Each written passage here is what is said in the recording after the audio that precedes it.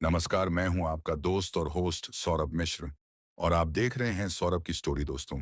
अगर आप हमारे चैनल का हिस्सा बनना चाहते हैं तो हमारे चैनल को सब्सक्राइब कर बेल आइकन बटन पर क्लिक कर नोटिफिकेशन जरूर ऑन कर लें।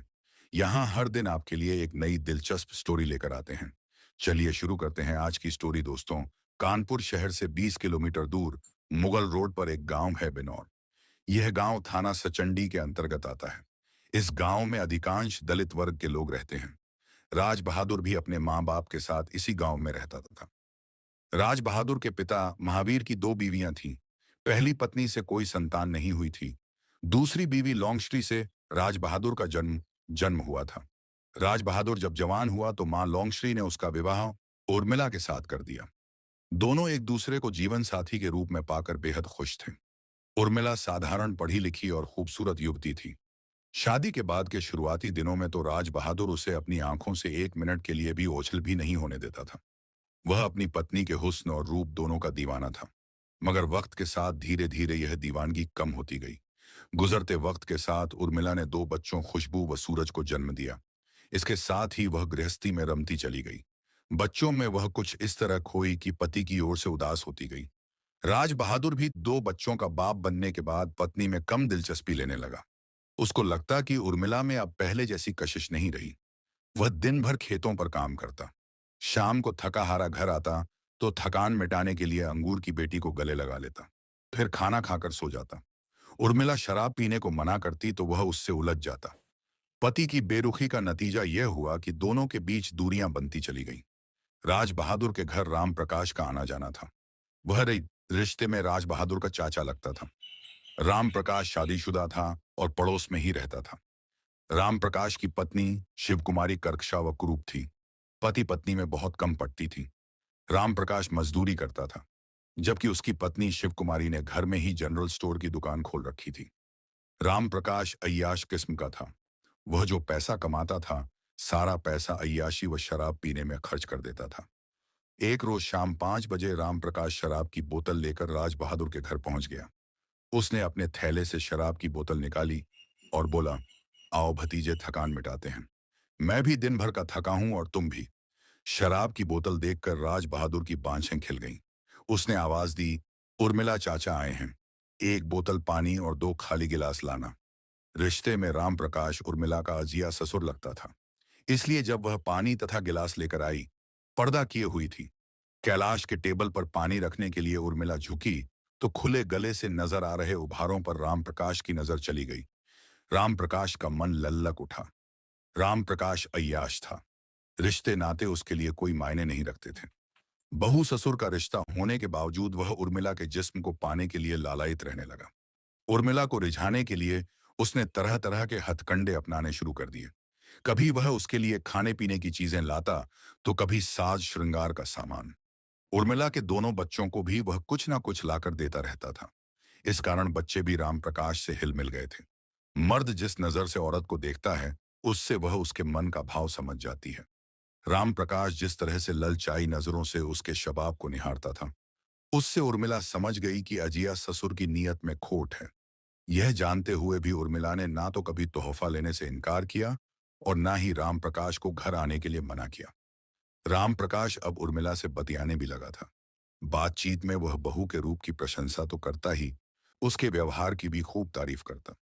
उर्मिला भी उसकी बातों में रस लेने लगी थी। धीरे धीरे दोनों के बीच का पर्दा हटता चला गया। एक रोज दोपहर को राम प्रकाश उर्मिला के घर आया। उस समय वह घर में अकेली थी। राज बहादुर खेतों पर था और बच्चे स्कूल गए थे। राम प्रकाश ने हाथ में पकड़ा थैला उर्मिला को पकड़ाया। इसमें गुड़ व मीठे सेब हैं, तुम्हारे लिए लाया हूं। चाह कर देखो तो स्वादिष्ट हैं या नहीं। उर्मिला ने मीठे सेब खाए तो उसे वे लजीज लगे, लेकिन कुछ ही देर बाद उसे नशा सा होने लगा और सिर भी भारी हो गया। बेचैनी से उसने सिर सहलाना शुरू किया तो आंचल गिर गया। राम प्रकाश के होठों पर कुटिल मुस्कान नाच उठी। असल में उसने सेब में नशीला पाउडर मिला रखा था। वह अपनी जगह से उठा और उर्मिला की बगल में बैठकर उसका चेहरा तथा सिर सहलाने लगा। क्या हुआ बहू रानी, तबीयत ठीक है? ओ ससुर जी, अजीब सा हो रहा है। तुम लेटो, मैं सिर दबा देता हूं, फिर तुम्हें अच्छा लगने लगेगा। कहने के साथ उसने उर्मिला का सिर सहलाना शुरू कर दिया। फिर उसके हाथ गालों पर खिसक गए। उसके बाद कंधों को दबाते हुए सीने पर पहुंच गए। उर्मिला ने ससुर का हाथ हटाना चाहा तो राम प्रकाश शैतानी मुस्कान के साथ बोला, मेरे लाए सेब खा लिए, अपने सेब मुझे नहीं चखने दोगी? बहुत तरस चुका, आज इनकार मत करो। एक तो नशे का असर, दूसरा महीनों बाद मिलने वाला पुरुष का स्पर्श। उर्मिला चाहकर भी राम प्रकाश को रोक नहीं सकी। उसका बदन मस्ती से भरने लगा। राम प्रकाश ने उसकी हालत देखी तो उसे निर्वस्त्र करके उसके साथ दैहिक रिश्ता कायम कर लिया। जिस्म से लिपटा हुआ शैतान जब अलग हुआ तो उर्मिला शैतान की शक्ति की कायल हो गई। जो देहपति की उपेक्षा की शिकार थी, उसे ससुर ने तृप्त कर दिया था। लाज शर्म का पर्दा एक बार हटा तो फिर राम प्रकाश और उर्मिला ढीठ हो गए। उन दोनों को जब भी मौका मिलता एकाकार हो जाते, क्योंकि पारिवारिक मामला था। इसलिए गांव वाले राम प्रकाश का उर्मिला के घर आने जाने पर ना तो शक करते थे और ना ही ऐतराज करते थे। राज बहादुर को मुफ्त में शराब पीने को मिलती थी, इसलिए वह भी राम प्रकाश के आने का विरोध नहीं करता था। एक रात राम प्रकाश बोतल और मीट का थैला लेकर राज बहादुर के घर पहुंचा। उसने शराब की बोतल राज बहादुर को थमाई और मीट का थैला उर्मिला को थमाते हुए बोला, उर्मिला, ऐसा मीट बनाना कि हम दोनों उंगलियां चाटते रह जाएं। उर्मिला ने रोटियां सेंकी और मीट पकाया। राम प्रकाश और राज बहादुर जाम टकराने लगे। राम प्रकाश ने जानबूझकर राज बहादुर को ज्यादा पिला दी ताकि वह नशे में चूर होकर जल्दी खर्राटे भरने लगे। ऐसा ही हुआ। राज बहादुर खाना खाते ही खर्राटे भरने लगा। बच्चे भी सो गए थे। तब राम प्रकाश उर्मिला के कमरे में आ पहुंचा। उस पर नशे का सुरूर चढ़ गया था। आंखों में वासना के लाल डोरे तैर रहे थे। आते ही उसने उर्मिला को बाहों में समेट लिया और उसकी देह को उकसाने लगा।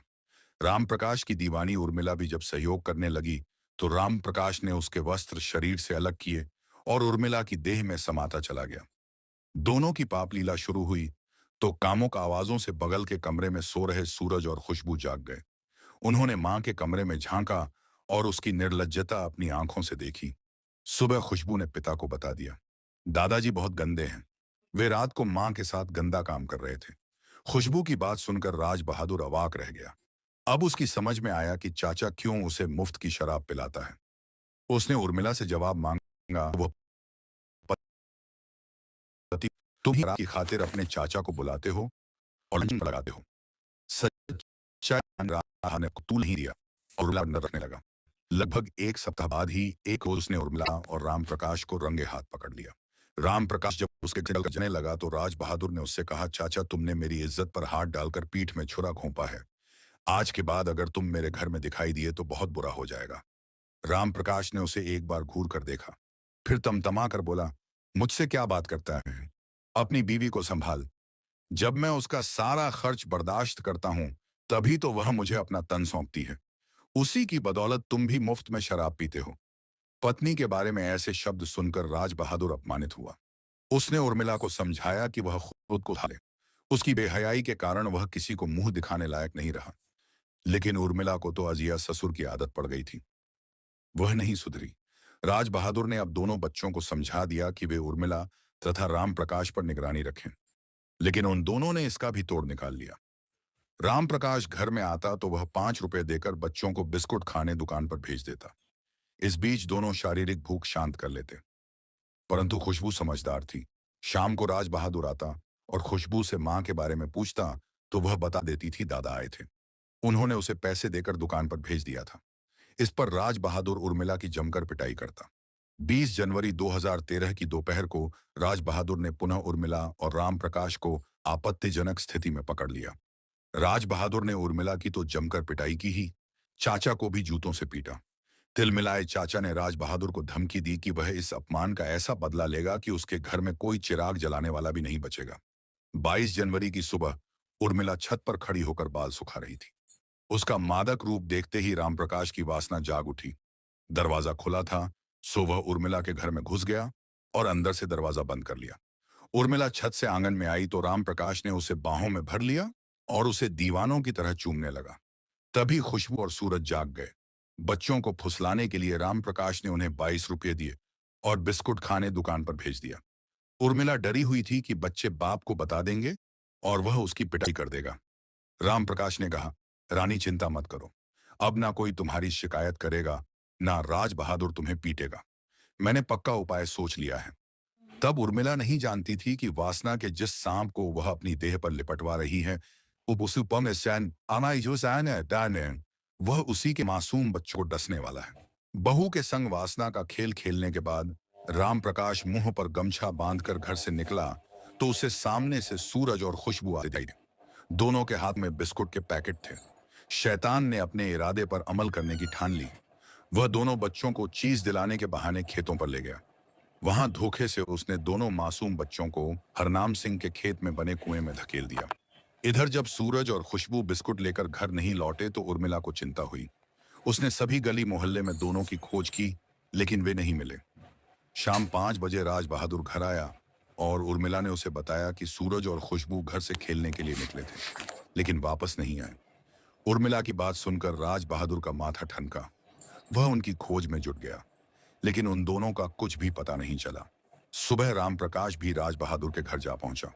फिर राज बहादुर के साथ बच्चों की खोज में जुट गया। खुशबू और सूरज को तलाश करते राज बहादुर गांव के अनेक लोगों के साथ हरनाम सिंह के खेत में स्थित कुएं पर पहुंचा। एक युवक ने कुएं में झांक कर देखा तो लाशें उतर आती दिखी। इसके बाद 2 युवक रस्सी के सहारे कुएं में उतरे और 5 वर्षीय खुशबू और 4 वर्षीय सूरज कुएं से बाहर निकाली। बच्चों के शव देखकर पूरे गांव में कोहराम मच गया। उर्मिला और राज बहादुर बच्चों के शव से लिपटकर रोने लगे। इसी बीच किसी ने थाना सचेड़ी पुलिस को सूचना दे दी। थाना प्रभारी रामनिवास मौके पर आ गए। उन्होंने मासूम बच्चों के शव का पंचनामा बनाकर पोस्टमार्टम हाउस भिजवाया। फिर राज बहादुर से पूछताछ की। राज बहादुर पत्नी के अवैध संबंधों की बात तो छुपा गया, लेकिन शक जाहिर किया कि उसके चाचा राम प्रकाश ने उसके बच्चों को मारा है। उसने बताया कि 3 रोज पहले राम प्रकाश से उसका झगड़ा हुआ था। तब उसने धमकी दी थी कि वह उससे ऐसा बदला लेगा कि उसके घर में कोई दीपक जलाने वाला भी नहीं बचेगा। शक के आधार पर पुलिस ने राम प्रकाश को हिरासत में लिया और उससे हत्या के संबंध में पूछताछ की। राम प्रकाश पुलिस को गुमराह करने में सफल हो गया कि वह घटना वाले दिन पनकी में मजदूरी करने गया था। पुलिस ने तफ्तीश की तो उसकी यह बात सच निकली। 25 जनवरी को गांव में चर्चा फैली कि राम प्रकाश घटना वाले दिन दोपहर में गांव में देखा गया था। यह चर्चा जब पुलिस के मुखबिर ने सुनी तो वह थाना सचंडी पहुंचा और गांव में फैली जनचर्चा से थाना प्रभारी को अवगत कराया। इस पर रामनिवास यादव ने राम प्रकाश को हिरासत में लेकर सख्ती से पूछताछ की तो वह टूट गया। उर्मिला ने भी पूछताछ में स्वीकार किया कि उसके नाजायज संबंध राम प्रकाश से थे। उसने प्रथम बार गुड़ वाले नशीले सेब खिलाकर उससे संबंध बनाए थे। फिर अक्सर ही उनके बीच संबंध बनने लगे। घटना वाले दिन भी वह दोपहर को आया था और उसे शारीरिक संबंध बनाए थे। वह यह नहीं जानती थी कि अजिया ससुर उसके बच्चों को मार देगा। राम प्रकाश द्वारा जुर्म कबूल कर लेने के बाद पुलिस ने इस दोहरे हत्याकांड का मुकदमा अपराध संख्या 67/2012 पर आईपीसी की धाराओं 302 एवं 2001 के तहत दर्ज किया। 28 जनवरी 2013 को पुलिस ने वासना के शैतान राम प्रकाश को अदालत में पेश किया, जहां से उसे न्यायिक हिरासत में जेल भेज दिया गया। दोस्तों, यह थी आज की स्टोरी। आप सभी को यह स्टोरी कैसी लगी? अगर आपको हमारी मेहनत पसंद आई हो तो वीडियो को लाइक कर अपने दोस्तों को शेयर कर दीजिए और हाँ, एक प्यारा सा कमेंट जरूर करें जिससे हमारा हौसला बढ़े। अब हम आप सभी से विदा लेना चाहते हैं। कल फिर मिलते हैं एक नई स्टोरी के साथ। तब तक आप सभी अपना और अपने परिवार का ख्याल रखें। स्वस्थ रहें, मस्त रहें। जय हिंद, जय भारत, वंदे मातरम।